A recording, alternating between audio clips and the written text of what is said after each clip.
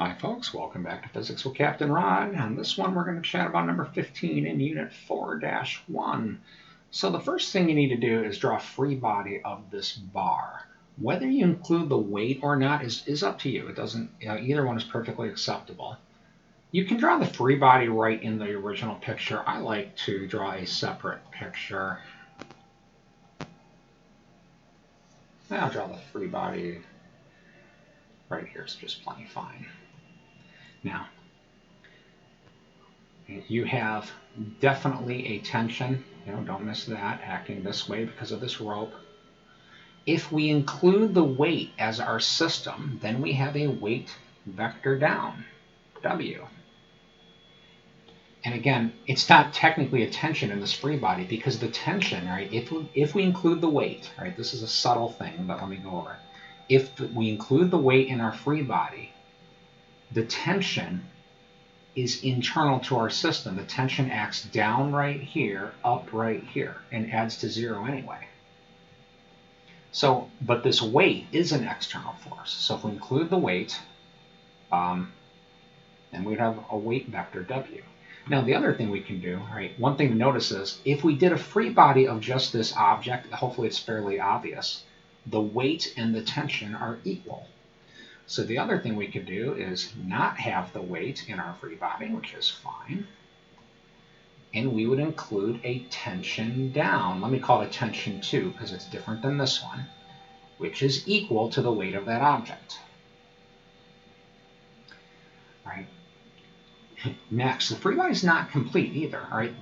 This beam is supported here. So the force direction is not quite clear. It's definitely supported vertically and kind of horizontally. The force direction is probably something like this. And what we generally do with forces in the plane like that is break them into components. So it's pretty common to take forces like this and just put them in component form in the free body. So I would call it something like Px and Py. And P because it's the pin acting on this object. Those are what are called reaction forces too. So, if you look at somebody else's work on something like this, they might call those Rx and Ry. What you call them, not really important. Okay, now the next thing you want to do is, no doubt, some torques about the green dot. Now, why the green dot? Both of these forces go through the green dot and won't produce any torque. You'll have this force times this distance counterclockwise. Now there are no sines or cosines required. If you look carefully, that already makes a right angle. And the distance you need is labeled right here.